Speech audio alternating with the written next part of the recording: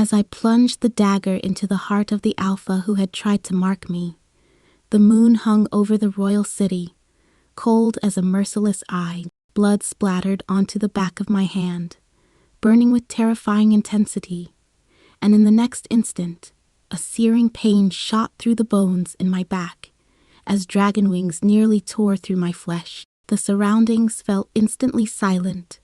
Everyone stared wide-eyed, as if they had witnessed the most unthinkable monster.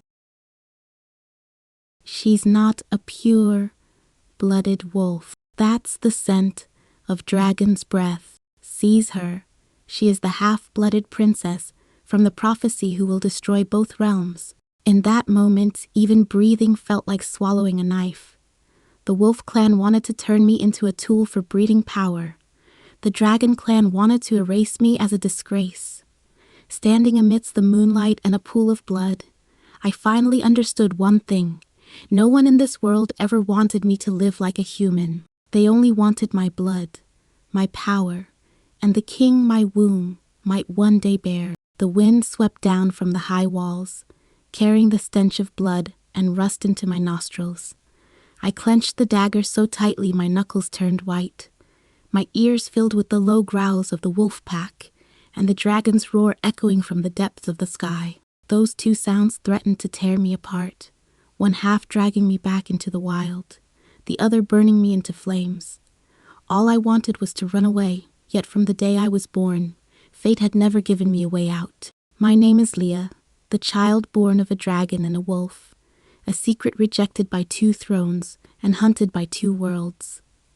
From a young age, I knew I must never cry too loudly, never approach crowds on a full moon, never feel anger, never get hurt, and above all, never fall in love with any man who tried to get close to me, because the moment I lost control, my wolf nature would awaken, and my dragon blood would ignite.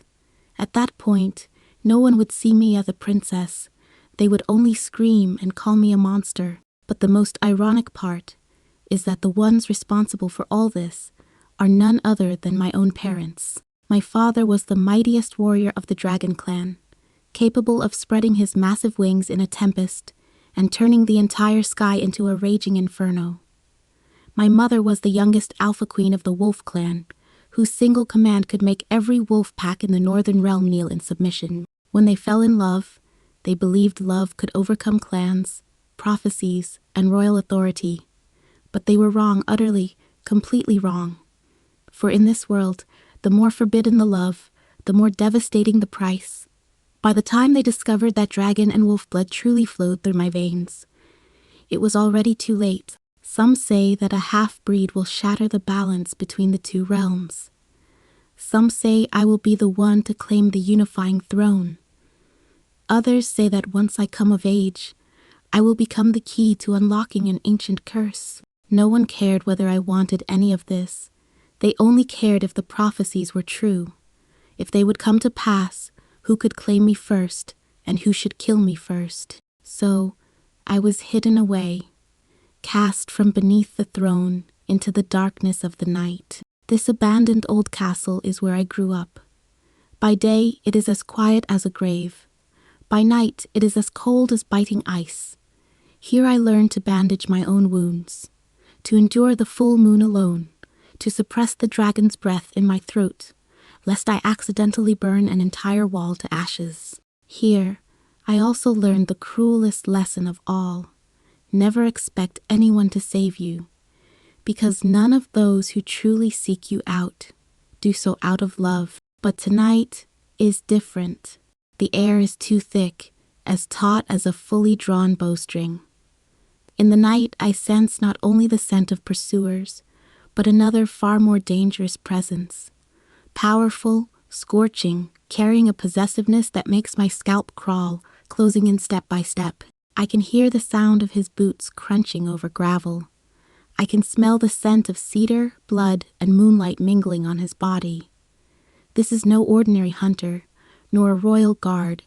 This is a true alpha, a man so powerful that even the wolf within me begins to stir uneasily. I instinctively stepped back, only to slam my back against the cold, crumbling wall. The moment the pain shot through me, I heard him speak in a low voice, as deep as thunder in the dead of night. I finally found you. Just those 5 simple words sent a chill through my veins, because I knew that wasn't the tone of a stranger who'd found his prey. It was the tone of a man bound by fate, who'd finally found what was rightfully his. I wanted to run, but the moonlight beneath my feet pinned me to the spot like nails. My wolf ears were burning, the spine of my back was aching, and my heart was pounding so hard it felt like it would shatter my chest. I couldn't make out his face, yet I could clearly feel that terrifying sense of oppression, as if the night itself were bearing down on me. Worse still, the power within me, which I had always kept firmly locked away, was actually responding to him. In that very moment, I suddenly realized that what had truly descended upon me tonight was not a hunt, but fate. If I fell into the hands of the Wolf Clan, I would become a breeding tool to consolidate their power. If I fell into the hands of the Dragon Clan, I would become a sacrificial offering of shame, destined to be burned. But if I fell into the hands of this man, perhaps my fate would be worse than death, because the most dangerous thing is never hostility, but the person who has the power to destroy you, yet still wants you. The moon grew brighter, casting a pallid light on my face, and illuminating the blood on the back of my hand that hadn't yet dried. I lifted my head. For the first time, my thoughts weren't solely on escape, as they had been in the past. I had hidden for too long, endured for too long, and had my fate dictated for too long, since neither world would let me go. Tonight, I would let them see with their own eyes exactly what it was they were so desperate to control. This is the cruelest aspect of fate. It first drives you into a corner, then forces you to grow fangs. Yet this is also fate's greatest irony. Everyone believes they are hunting a monster, only to discover in the end that the one who will truly rewrite the fate of both realms is never a prophecy, nor a throne, but a woman driven to the brink of despair. I curled up in the shadows of the ruins, my shoulder pressed against the cold stone wall, feeling it slowly sap my body heat. My breath steamed in the darkness, and my heartbeat pounded against my chest like a drumstick, each beat reminding me I could not hesitate any longer. I am a being tormented by both forbidden love and the curse of fate. The blood of dragons and wolves churns within me, burning like fire and frost at the same time. I don't know how much longer I can hold on, but I know that running away is not the answer. Ever since I was a child, I've known that no one would stop for me. The Dragon Council had long ago passed a secret decree, deeming half-breeds a threat. Any life associated with them must be completely sealed off, and in the Wolf Clan's hunting grounds, a cruel prophecy circulated. Once the half-blood princess comes of age, she will possess the power to overturn the order of both realms. Do my parents love me? Perhaps they once did, but in the face of power and fear, love is insignificant. My memories are filled with fragments of flight and concealment.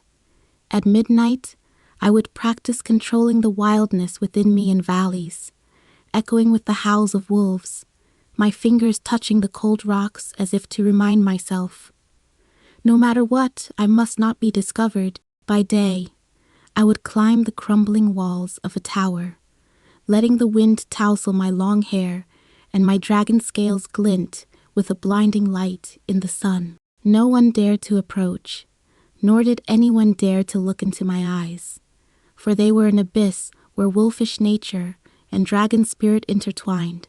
A single glance would be enough to be swallowed whole. My father once said, "Leia, you are the only bridge connecting the two realms, but this bridge is destined to be paved with blood." My mother once whispered, "My child, your freedom is something I can never protect." From a young age, I understood that their love could only offer me fleeting warmth, but could never truly let me live in peace. Amid the ruins, I often hear the whispers within my heart. The dragon's blood tells me I am destined to be powerful, to burn, to destroy. The wolf's nature reminds me I must be agile, I must be clever, I must hunt or be hunted. And I, I must learn to both conform and resist, as if walking two completely opposite paths. Yet no one gives me a walking stick, nor does anyone offer me a guide. I remember the first time I truly felt the cost of magic. It was on a night of the full moon. To evade the pursuit of the wolf clan, I unleashed the dragon's breath within me. Flames gushed forth, igniting the surrounding trees, and nearly causing me to lose consciousness. The dragon blood is too powerful. Every release feels like it's consuming my soul, yet the wolf's instincts drive me to keep going until I reach my limit. I realize this is the cruelty of fate. Every power comes at a price, and I am destined to pay in pain for every drop of blood within me. I also learned to be independent. No one taught me how to communicate with the wolf pack, and no one taught me the tactics of the dragons. Relying on my keen senses, agile movements, and the wisdom forced out of me, I gradually built my own rules for survival amidst the ruins. With every escape, every successful hiding, I could feel that small yet real sense of victory. It was a joy all my own, a faint yet stubborn resistance in the face of fate. Yet the more independent I became, the heavier the weight of loneliness felt. I could not grow close to anyone, nor trust anyone, for the moment my trust was discovered, the hunt would descend in silence. I have seen too many wolf, kin youths my age sent to the altar, too many dragon, kin heirs locked in cages, and I could only watch a fire burning within me with no outlet. When someone tries to approach me, I instinctively pull away. It is not indifference, but a form of self-preservation, an instinct forged by fate. But tonight is different. The air is thick with a strange and dangerous aura. That power stirs my insides, making my dragon blood boil and my wolf instincts alert. I know this is not merely a hunt, but a call from the unknown, just like that man from the beginning. His aura carried possessiveness, a threat, and an irresistible allure. I didn't know who he was, but I could sense that his appearance would shatter the solitary, cautious path I'd been walking. I curled up in the corner, my gaze piercing through the broken wall to watch the faintly swaying figure in the moonlight. He drew closer step by step. His very breath seemed to vibrate the air, putting both my wolfish instincts and dragon blood on high alert. I took a deep breath, trying to calm myself, but my heart pounded against my chest like a wild beast.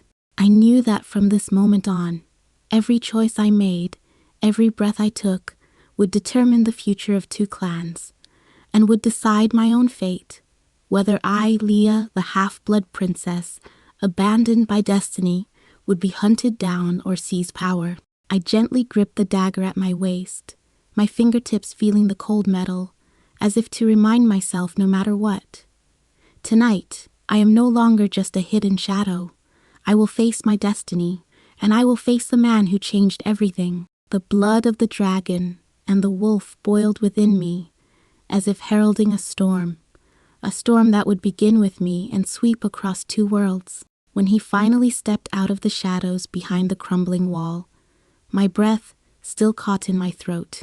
Moonlight fell on his shoulders, illuminating a black robe that blended almost seamlessly with the night. The collar bore silver patterns used only by the wolf clan's royal court.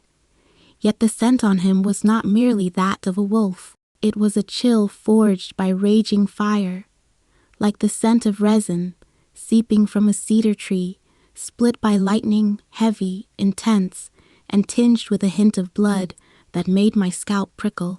His eyes were fixed on me, golden, like the most dangerous beast on a night of the full moon. "Put down the dagger," he said in a low voice. "In your current state, if you keep pushing yourself, your dragon bones will crack first." I gripped it tighter, my palms drenched in sweat, the wound in the center still throbbing faintly. That blow had exposed my dragon wings. Now, with every movement, it felt as if hooks were tearing at the flesh on my back. Yet I kept my gaze fixed on him, my voice hoarse. "One more step forward, and I'll kill you." He actually smiled, a faint curve at the corners of his lips, as if suppressing something far more dangerous. You can barely stand, and you think you can kill me? It's better than being dragged back by you." The heir fell silent for a moment. He didn't move, just looked at me, his gaze as deep as a well. That look made me uneasy, because it contained neither simple contempt nor the greed typical of a hunter. It was more like recognition, as if he had finally seen someone he'd been searching for a long time. "Do you know who I am?" he asked. "I don't care, but you should." He took a step forward, the soles of his boots crushing the pebbles on the ground, his voice low and menacing. "I am Kane, the chief alpha of the Northern Wolf Clan, and the next Wolf King." My heart sank, just as I feared. This wasn't just an ordinary pursuer, nor a hunter acting on a whim. It was someone from the very heart of the Wolf Clan's power structure. The fact that he came to find me personally meant one thing. After hiding for so many years, I'd been discovered by the very person I least wanted to be found by. My instinct was to step back, but behind me was a broken wall. The cold stone pressed against my spine, the pain making my vision go dark. Kane saw this, but he didn't take the opportunity to close in. He simply stood 3 paces away, as if deliberately giving me room to breathe. This was more terrifying than an immediate attack, because I knew all too well that a hunter who is truly confident never rushes to pounce. The Wolf King's heir coming personally to capture a woman. I forced myself to lift my chin. "It seems you really are afraid of me." "Afraid of you?" he repeated under his breath, as if finding the words somewhat laughable. "Number what the Wolf Clan fears has never been you as a person.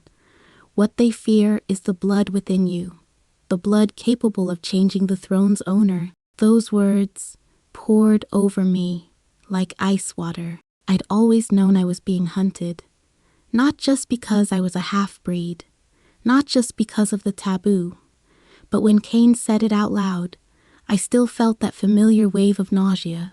So in their eyes, I wasn't even a monster. I was merely a key to unlock the gates of power, a vessel meant to be claimed, exploited, and bred once I came of age. "So what are you here for?"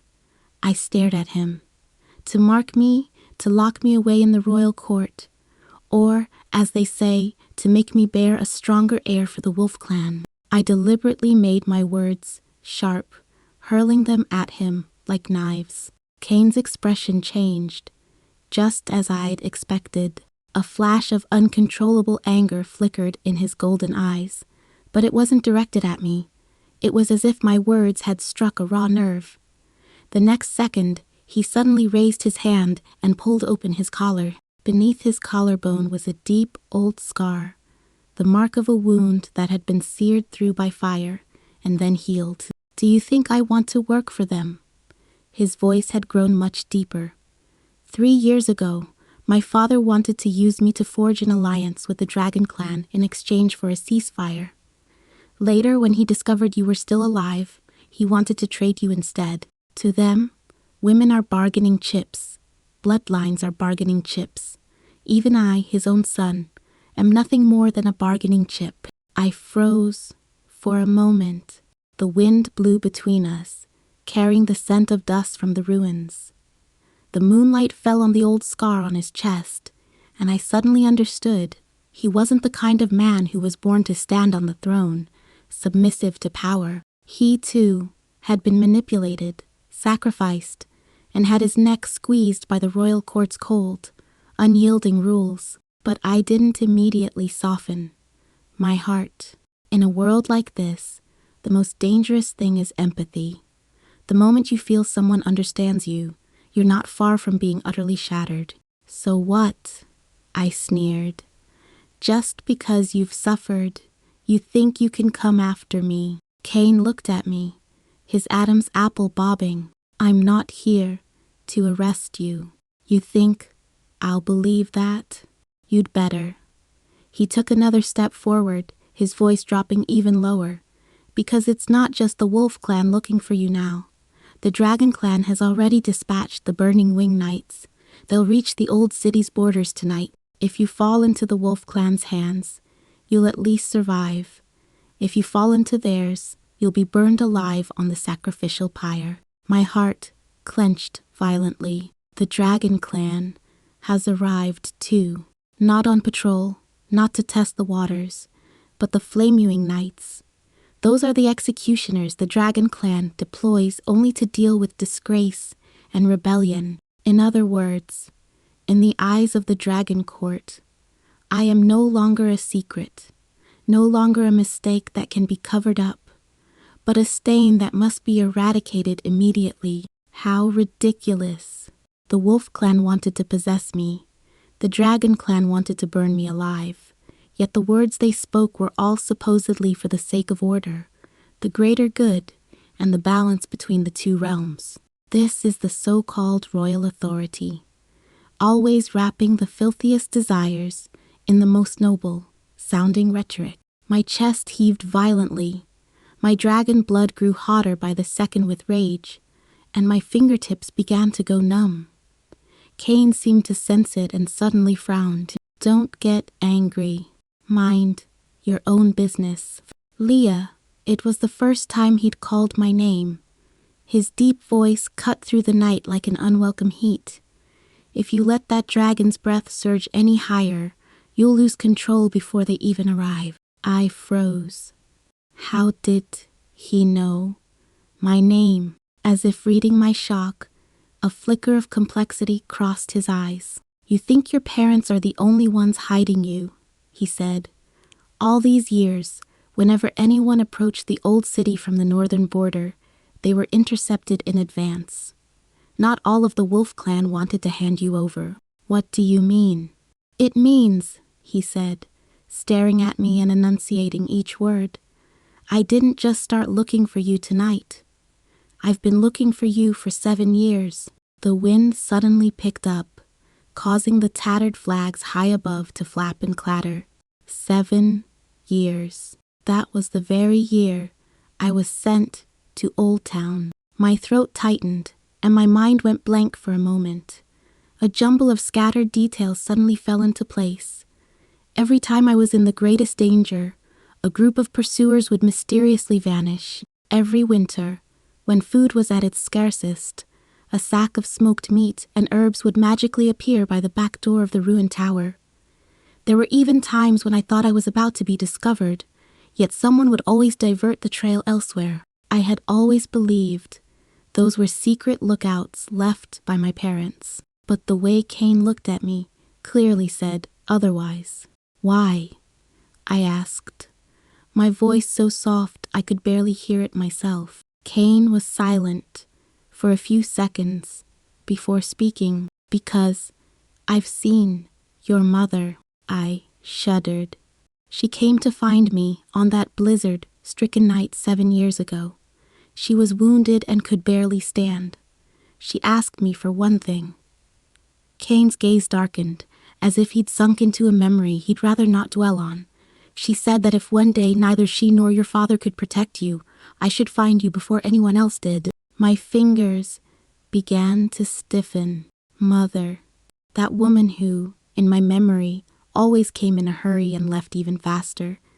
Every time she held me, she smelled of blood and frost. She never dared to stay long, only stroking my face over and over, telling me, stay alive. No matter who comes looking for you later, just stay alive first. So those weren't empty words. So she had known all along that one day they wouldn't be able to protect me. The bitter ache that had been bottled up in my chest for so many years surged up suddenly, burning my eyes until they stung. I bit my lip hard, not wanting to show even a hint of vulnerability in front of Kane. But the most humiliating thing is never the tears. It's the sudden realization that the people you've spent all these years desperately hating may have been saving you all along, in whatever way they could. What else did she say? I asked. Kane looked at me, his voice dropping. She said, don't let yourself fall in love with any man who wants the throne. Those words cut straight through my heart like a knife, because it was too late. It wasn't that I had already fallen for Kane. It was that from the moment he stood before me, I had sensed the danger. Not because of his status, not because of his power, but because he had actually made me entertain a ridiculous thought for the first time. That perhaps someone hadn't come to use me, that perhaps someone truly saw me for who I was. But that thought was too deadly. I knew better than anyone that in a world like this, once a woman mistakes being understood for being loved, she's bound to suffer the worst defeat. Then you should stay even further away from me. I looked up at him. You're the next Wolf King. You're the last person who should come near me. But Kane didn't back down. What if I told you I have no interest in the throne? Save that line for someone else. I'm not lying to you. He stared at me, his gaze so intense I could barely bear it. I've come to take you away, not to the Wolf King's court, nor to the Dragon Clan's border, but to a place where no one can find you. I almost laughed, yet I couldn't bring myself to. Where in the world is such a place? It exists, he said. Moon Shadow Ravine. My breath caught. I'd heard of that place. Legend had it that it was a forbidden zone left behind during the fiercest days of the War of the Two Realms, where dragon fire and wolf blood had seeped into the earth, forming a rift that no one could fully control. No one could stay there for long, because all magic went haywire there. But precisely because of that, tracking spells and bloodline sensing would be completely useless there. If I could really go there, perhaps I could truly vanish from under the noses of both realms. But the question was, why would Kane take such a huge risk to help me, as if he knew what I was thinking? He suddenly said something that made it even harder for me to respond. Because the moment I laid eyes on you, I knew you shouldn't be locked in a cage by anyone. My heart skipped a beat. It was too direct. No beating around the bush, no testing the waters. It didn't even feel like flirting. It was more like someone who'd been holding it in for a long time, finally letting out the truth. I hate that kind of truth the most, because it always pierces the heart faster than a lie. I forced myself to look away from his face, but the smell of blood on my body grew stronger. That earlier outburst had indeed reopened my wounds. My back burned with pain, and my legs felt a little weak. Kane stared at me for 2 seconds, then suddenly took off his coat and walked straight toward me. I immediately raised my dagger. Don't touch me. You're trembling. I said, don't touch me. No sooner had the words left my mouth then everything went black before my eyes. A buzzing sound filled my ears, and I nearly slid down the wall. The backlash from the dragon's breath hit faster than I'd expected. It felt like a fire was burning in my throat, and my chest was so tight I could barely breathe. My grip on the dagger loosened, but before it could hit the ground, Kane caught it in one swift motion. The next second, his arm wrapped around my back, steadying me firmly. Through the thin fabric, I could clearly feel the heat radiating from his palm. It was astonishingly hot. What was even more alarming was that the frenzied, restless power within me actually grew strangely quieter the moment it touched him. I jerked my head up to look at him. Kane clearly sensed it too. His gaze darkened instantly. Just as I thought, he murmured. What do you mean? Just as I thought. He didn't answer immediately, only tightened his grip on my hand, as if trying to suppress some surging emotion. After a few seconds, he spoke in a hoarse voice. Between you and me, it's not just a prophecy. My breathing went haywire. I dared not, and did not want to dwell on the implications behind those words. But there are certain things in a wolf's bloodline that simply cannot be deceived. That instinctive comfort, that tremor of mutual resonance between our powers, could only exist within one kind of relationship, mates. And the most dangerous kind of all, soulmates. My face turned whiter than moonlight in an instant, and almost instinctively, I pushed him away with all my strength. But the movement tugged at the wound on my back, and the pain made my vision blur. Instead, I stumbled even more awkwardly into his arms. Kane drew a low, ragged breath, as if struggling to hold something back. His voice was hoarse. "Don't move." "Shut up." I gritted my teeth, my voice trembling. "It's impossible. I can't be a destined mate to the heir to the Wolf King. It's ridiculous. I wish it were a lie too." He looked down at me, his eyes heavy with emotion. "But your blood is responding to me, and my wolf nature is responding to you. Leah, this isn't something that will disappear just because you deny it." My mind was in chaos. All I could hear was the frantic pounding of my own heart. How absurd. What I'd been desperately trying to avoid wasn't just the throne, wasn't just the hunt, wasn't just being used. Now even fate itself had come to block my path. As if to mock me, it had bound me to the man I should never have approached. That is the most vicious aspect of destiny. It doesn't give you a choice. Instead, it takes the thing you fear most, disguises it as the one most likely to save you, and forces it right in front of you. Suddenly, a piercing dragon's roar echoed from the distance, tearing through the night and shaking the ruins so violently that dust rained down. Kane's expression changed instantly. "They're here."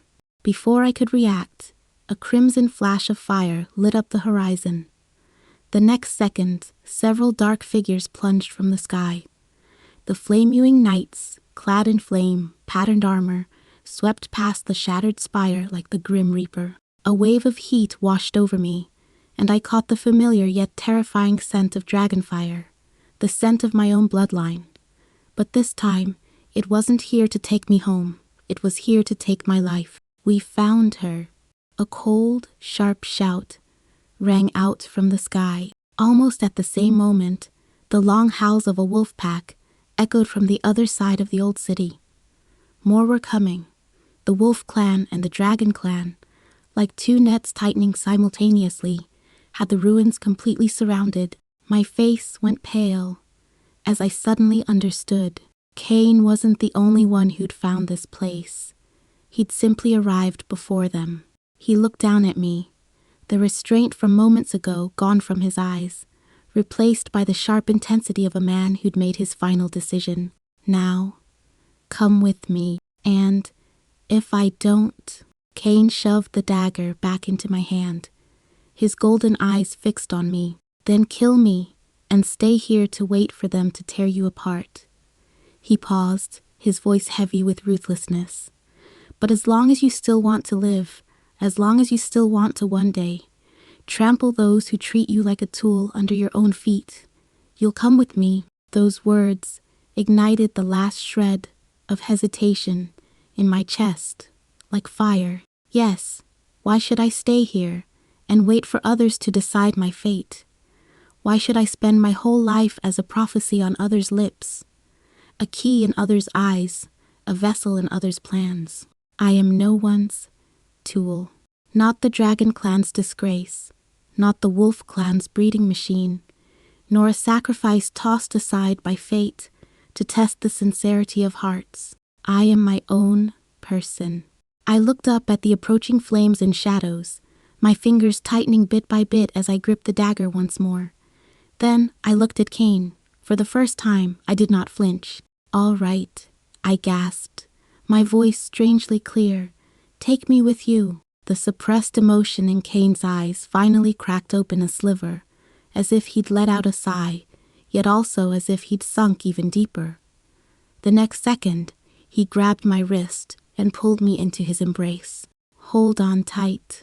No sooner had the words left his mouth than a massive fireball exploded above the ruins. Debris flew everywhere, and a wave of heat carrying dust swept across my face. Before I even had time to close my eyes, Kane was already carrying me as we charged into the depths of the night, and I knew all too well that from the moment I gripped his wrist, the real escape had only just begun. As Kane carried me deep into the night, my back felt as if it were being repeatedly seared by red, hot tongs. Dragon wings struggled to break through my skin, and with every heartbeat came a tearing pain. The wind howled in my ears, mingled with the dragon's roar and the wolves' howls growing ever closer behind us. Those sounds were like two pairs of tongues, one on the left and one on the right, trying to tear me in two. "Hold on tight," he commanded in a low voice, steady yet tinged with suppressed urgency. His arms were like iron bands, their scorching heat radiating through the fabric. That heat made the wolf within me respond instinctively, as if I'd found a home, yet as if I'd fallen into an even deeper trap. I clenched my teeth, my nails digging deep into his shoulders. The rusty tang of blood, mingled with the scent of cedar and moonlight, flooded my nostrils, leaving me nearly unable to breathe. "Kane, they're catching up." Behind us, flames shot skyward, the flame-ewing knight's fiery armor tracing crimson trails across the night sky. Dragon fire rained down like hailstones, crashing into the ruins and exploding into balls of flame. The ground trembled, and the howls of the wolf pack grew clearer. The northern wolf clan's main force had closed in. They weren't here to negotiate, they were here to take us. Kane didn't look back. He simply picked up speed and leaped over a collapsed wall. Moon Shadow Ravine is less than 10 li away. Once we're inside, their tracking will fail. 10 li. Under such relentless pursuit, 10 li felt like 10,000. My dragon blood began to run wild. Anger, fear, and that inexplicable sense of attachment intertwined, causing the scales on my back to glow faintly. Pain surged like a tidal wave. I couldn't help but let out a low groan, my body trembling slightly in Kane's arms. He glanced down at me. A flicker of pity crossed his golden eyes, but it was quickly replaced by a fierce resolve. "Hold on, Leah. You are not their tool. You are your own master." Those words were like a key, unlocking the deepest fears and longings within my heart. I suddenly recalled what my mother had said the last time she held me as a child. "My child, if one day everyone wants to possess you, remember this, possess yourself first." Tears welled up in my eyes, but I held them back with all my strength. I couldn't cry. Crying now would mean defeat. Ahead of us appeared the entrance to a steep ravine, shrouded in black mist, like a gaping maw. That was Moon Shadow Ravine, the forbidden land where, according to legend, magic runs amok. Just as we were about to charge in, a blinding red light suddenly lit up the sky. A flame-ewing knight dove down, his lance aimed straight at Kane's back. The half-blood princess must die. Kane spun around abruptly, using his body to shield me. The tip of the lance grazed his shoulder, and blood spurted out instantly, splashing onto my face. In that instant, the dragon blood within me boiled to a fever pitch. No. I shoved Kane aside and stood up straight, forcing myself to endure the excruciating pain. The dragon wings on my back finally tore through my clothes and unfurled, their silver scales glinting in the firelight. Wolf claws emerged as well, sharp as blades. For the first time, I did not suppress myself, allowing both forces to erupt simultaneously. Flames erupted from my palms, mingling with the ferocity of my wolf nature, and surged directly toward the knight. Dragonfire collided with dragonfire. The explosive shockwave knocked me to the ground. But I also forced my opponent back more than 10 meters. Kane immediately rushed back to help me up. His wound was bleeding, yet he stood firmly in front of me, shielding me. "Leah, don't be reckless." "I'm not being reckless," I gasped, my voice firmer than ever. "I'm sick of being chased, hidden away, and having decisions made for me. Today, I'll show them that this half-blood princess isn't anyone's prey." More knights and wolf warriors closed in. The dragons shouted that they would burn away the shame, while the wolves demanded to take me back to the royal court to breed a powerful bloodline. The two groups even began attacking each other, all to get to me first. This is the conspiracy of the clans, order on the surface, but greed behind the scenes. The prophecy is nothing but an excuse.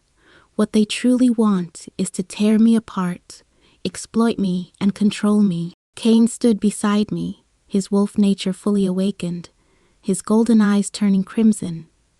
He let out a low growl, extended his wolf claws, and fought alongside me. In the heat of battle, our bodies collided repeatedly.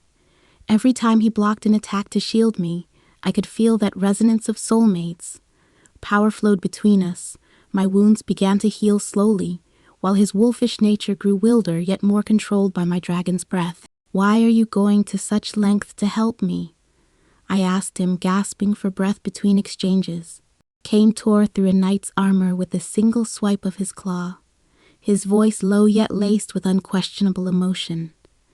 "Because from the moment I saw your mother beg me, I knew you were meant to be protected, not possessed. Leah, you are not a prophecy. You are a person." His words washed over my frozen heart like a warm current. But just then, an even more powerful presence loomed from behind the dragon ranks. A dragon elder clad in gold and crimson battle armor appeared. He was my father's former second in command, now here to purge the shame. "Leia, end this. Your very existence is a betrayal of both realms." He raised his hand, conjuring a terrifying dragon flame powerful enough to incinerate the valley. In that moment, I saw the cruelest truth of fate.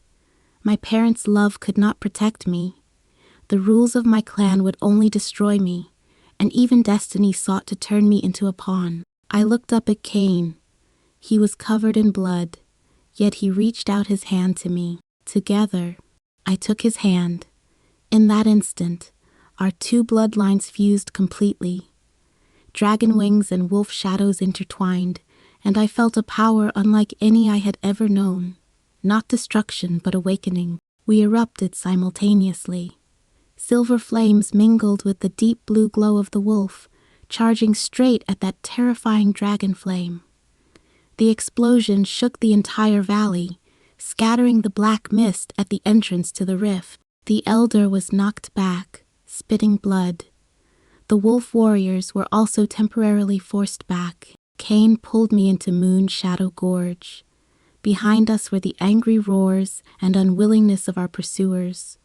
But the chaotic magical mist immediately swallowed all tracking signals. We stumbled deeper into the gorge until we could no longer hear any sounds from outside, then stopped to lean against a boulder and catch our breath. My dragon wings slowly folded back. My wounds still ached, but for the first time, my heart felt at peace. Kane looked at me and reached out to gently wipe the blood from my face. His touch was so tender, it made my heart flutter. "Leah, from now on, you don't have to hide anymore." I grabbed his wrist, my voice trembling but firm. "What about you? You're the heir to the Wolf King. Is it worth giving all this up?" He lowered his head, pressing his forehead against mine. His golden eyes held a deep blend of possessiveness and tenderness. "It's worth it, because what I found isn't a key, nor a prophecy, but a woman worth trading the entire world for." In that moment, the forbidden attraction, the tugging of fate, and the clan's conspiracies all melted into the scorching breath between us. I closed my eyes and for the first time took the initiative to press my lips against his. The taste of blood, the scent of fire, and the fusion of wolfish instincts and dragon spirit allowed me to taste a long-lost sense of freedom and excitement. Such is the cruelty of fate.